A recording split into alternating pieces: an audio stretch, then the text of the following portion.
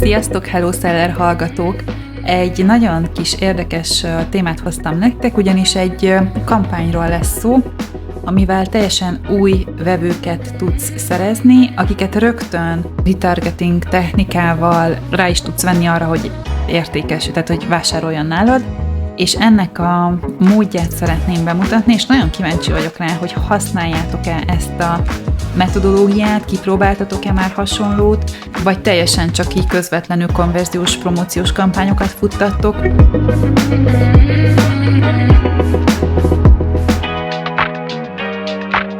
Ez itt a Hello Seller. Online üzletfejlesztés webshop tulajdonosoknak. Bővítsd ismereteid és növekedj a Hello Seller tudásbázisával.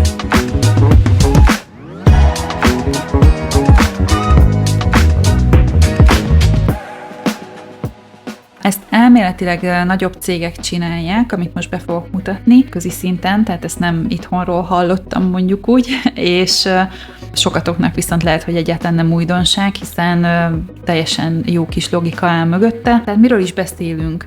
Ha a retargeting kampányról beszélünk, akkor arról van szó, hogy olyan embereket bombáz promóciókkal, akik már valamilyen kapcsolatban állnak veled és a cégeddel.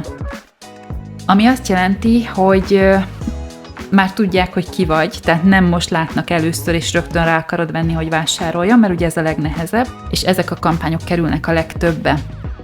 És a lényeg az, hogy itt nincs ügyfélszerzési költséged első körben, hiszen már olyanokról beszélünk, akik már kapcsolódtak hozzá, és akkor most jön a kérdés, hogy jó, de hát nekem még induló vállalkozás vagyok, induló brand vagyok, nekem még nincsen senki. Igen, ezért fogunk egy olyan kampányt futtatni, ahol nem magas click-through rétes összegeket kell elköltened arra, hogy rögtön menjen végig, kattintson és vásároljon, hanem először csak megismerteted saját magad vele.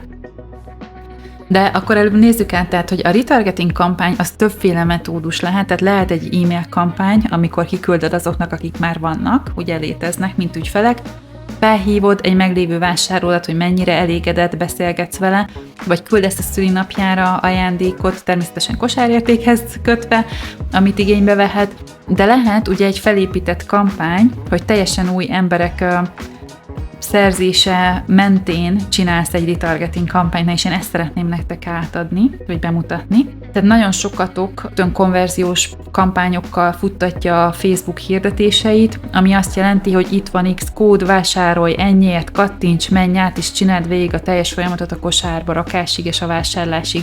Nem fogja. Miért nem fogja? Azért, mert nem ismer, nem tudja ki vagy, nincs bizalom, nem tudja mi a filozófiád, nem tudja miért jó a terméket, vagy miért jobb, mint másoké. Addig, amíg ez nincs meg, addig nem fog vásárolni. Azért ti is kerültetek már olyan helyzetbe, hogy rákerestetek egy termékre, megtaláltátok egy Google találati listában, vagy bárhol felmentek, vagy egy Facebook hirdetésnél tetszik maga a termék, rákattintatok a hirdetésre, és felkerültök egy olyan marketplace-re, hogy hát ez is csak egy marketplace, de még életemben nem hallottam róla, és nincsen semmi információ, se nem tudom, hogy kik ezek, ki van mögötte, lehet erről tényleg biztonsággal vásárolni. Tehát, és akkor azt mondod, hogy inkább megnézem máshol.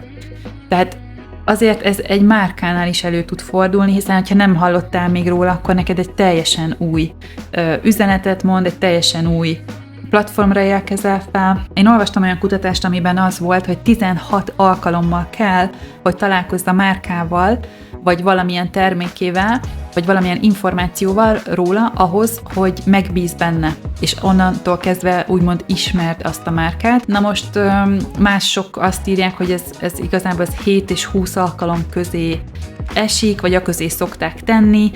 Létezik olyan, hogy 7-es szabályként hivatkoznak rá, hogy minimum 7-szer kell, hogy találkozz vele. Tehát mondhatjuk azt, hogy tényleg akkor legyen ez a 7 és 20 közötti szám, ami kell ahhoz, hogy valaki már ismerjen téged. És ugye most ezzel a kampánnyal, amit bemutatok, az lenne a cél, hogy csökkentsük a bekerülési költséget, az ügyfél bekerülés költségét, az acquisition costot. Ami azt jelenti, hogy ha te kattintás alapú CTA kampányt futtatsz, ott drága a kattintási költség, főleg, hogyha beállítod, hogy ugye purchasing menjen el, Amíg, hogyha csak impression kampányt futtasz, csak megjelenés számot, az viszont nagyon olcsó. Ez lenne a cél, hogy először egy impression kampányt futtass, és utána csak azokra költsél drága click-through rate-es, call to action-ös kampányra, hirdetésre, akik már egyébként is érdeklődnek iránta, tehát ők már nyitottak, őket már meg lehet fogni, mert ők már valamilyen interakcióba léptek veled korábban. Na és akkor nézzük, hogy épül fel egy ilyen kampány. Igazából arról van szó, hogy próbáld meg az audience-t viszonylag kicsire venni, tehát nem több milliósra, meg több százezresre, hanem csak pár tízezresre maximum. Az érdeklődési kör legyen egyértelmű. Ez azért is fontos, mert ha később több ilyen kampányt fogsz futtatni, fogod látni az érdeklődési körönként hogyan változnak az interakcióknak az aránya, amivel később sokkal-sokkal jobban tudod optimalizálni a kampányodat, és létrehozol egy kampányt, és ezen belül 14 darab hirdetést, adsetet. Na most nem kell rögtön agybajt kapni. Arra lenne szó, hogy mondjuk úgy tehát egy hirdetés sorozat fut, két hirdetés, két ilyen adset sorozatot fut egy héten, és beállítod a frequency cap-et arra, hogy egy megjelenés, egy impression legyen 7 nap alatt. Ezzel mit érünk el? Azt, hogy van 14 hirdetésünk, amiből 2 futtatunk egy héten, tehát az 1-est és a 2-es hirdetést futtatjuk az első héten, a 3-as, 4-est a következő héten, és így tovább. 14 hirdetésnél ez körülbelül ugye lesz egy majdnem 2 hónapos kampány, és a frequency cap beállításával igazából azt adjuk meg, hogy egy hirdetéssel a célközönségedből egy ember egy héten egyszer találkozik. Ami azt jelenti, hogy ha te 2 hirdetést futtatsz azon a héten, hirdetés sorozatot, akkor azzal a 2-vel fog találkozni egy hét alatt. A második héten találkozik a harmadik, negyedikkel. Mindegyikkel csak egyszer, nem pazaroljuk a megjelenést, minden ember csak egy hirdetést egyszer lát. Viszont te felépíted a bizalmat. Mire eltelik a 2 hónap, vagy a 1,5 hónap, és végig látta az összes hirdetésedet, a célközönséged, látta, hogy mi a márka, látta, hogy mi a filozófiád, adtál át neki információt, tudást, éreztetted vele a stílusodat, amivel ő esetleg azonosulni tud, az életérzést, a problémát, és felkészítetted arra, hogy befogadó legyen arra, amit te el akarsz neki adni, a megoldást. És akkor így jön a retargeting, tehát innentől kezdve futott 2 hónapig egy kampányod, mondjuk 30 000 embernek, abból a 30 000 emberből mondjuk 10 000 ember vagy lájkolta, vagy kommentelte, vagy átment az oldaladra és megnézte, tehát valamilyen interakcióba lépett a kampányod, a hirdetéseid valamelyik elemével.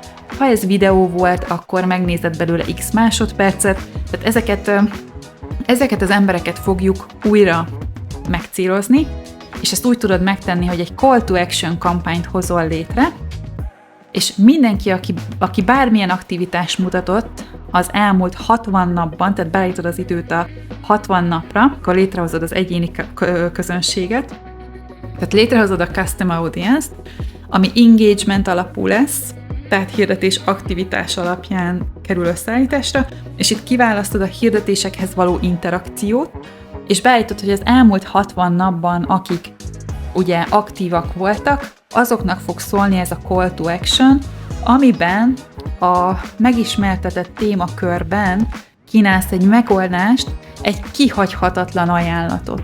És ez nagyon fontos, hogy egy olyan terméket egy olyan áron, amire nem lehet nemet mondani. És itt már egyébként akár kötheted kosárértékhez a kedvezményedet is, kötheted termékdarabszámhoz is a kedvezményedet is, tehát az oldalon be tudod őt húzni rögtön egy olyan töltsérbe, amit te szépen utána felépítesz, hogy mit kap ő pluszban, hogyha még többet költ, és mire jut oda, hogy a kosarába oda megy a checkoutra, már nem csak azt az egy terméket fogja megvenni, amivel mondjuk te behúztad. Vagy kapásból nem egy termékkel húzod be, hanem egy termékcsoportra viszed át, egy konkrét termékcsaládot ajánlasz neki, és mivel ő már érdeklődött irántad, sokkal-sokkal magasabb százalékban fog átmenni és vásárolni, mint az a másik 20 000, aki meg egyáltalán nem érdeklődött irántad.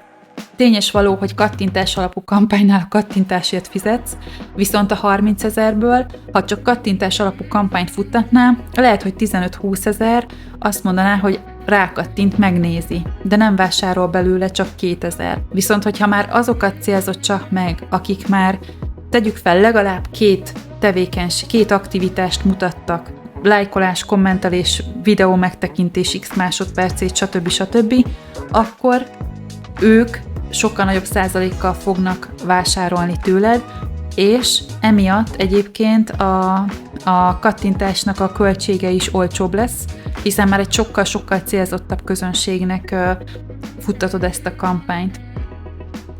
Na hát ez lenne a koncepció, ami nagyon sikeres tud lenni, és ha belegondolsz, egyébként vannak olyan márkák, meg olyan termékek, ahol nem is lehet más csinálni. Például, ha egy kóla márkára gondolunk, ő nem tudja a termékét úgy eladni, hogy kattints ide, és megkapod 10%-kal olcsóbban, mert nem is így működik.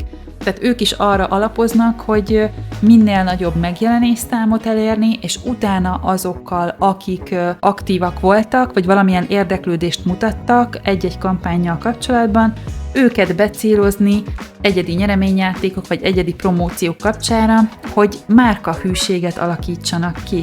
És ez egy nagyon fontos kulcs, és manapság már nagyon elmentünk kik azok az online Facebookosok, Instagrammerek, TikTokosok, akik vásárolnak, és rögtön ott adjunk el, és a TikTokon is egy oldalon adjunk el rögtön. Tehát nem feltétlenül így működnek az emberek, kell még nekik az, hogy meglegyen a sztori mögötte, meglegyen az információ, meglegyen a bizalom, meglegyen az a hitelesség. Tehát például most volt egy webshop, akinél kitettük az illetőnek az arcát, kitettünk mondatokat tőle épp azért, hogy érezzék az emberek, hogy itt nem csak egy ilyen random boltban vannak, hanem tudjanak kapcsolódni. Nagyon fontos ez az érzelmi kapcsolódás a márkával, az azonosulás képessége, mert ezzel sokkal-sokkal többet el lehet adni, és sokkal lojálisabb, visszatérő vásárlóbb, minőségibb ügyfeleket tudunk szerezni, mint hogyha simán csak próbáljuk elszórni a termékeinket. Na, kíváncsi leszek a véleményeitekre. Facebookon, YouTube-on, a podcastek alatt légy szíves, kommenteljetek, mit szóltok, kipróbáltátok-e már, mik a tapasztalatok, marketingesek, nyugodtan kössetek belém, legyünk okosabbak általatok, úgyhogy nagyon kíváncsian várom a visszajelzéseteket erre a témára, és azt is osszátok meg, hogyha esetleg csak most fogjátok ezt kipróbálni, tesztelni, és hogy milyen eredményekkel futott a kampány. Köszönöm, hogy meghallgattatok, ne felejtsétek el, hogy jönnek rendszeresen a kis podcastes adások, különböző témákban, hirdetés, marketing, üzletfejlesztés, könyvajánlók, motiváció, úgyhogy gyertek és hallgassátok, iratkozzatok fel. Sziasztok!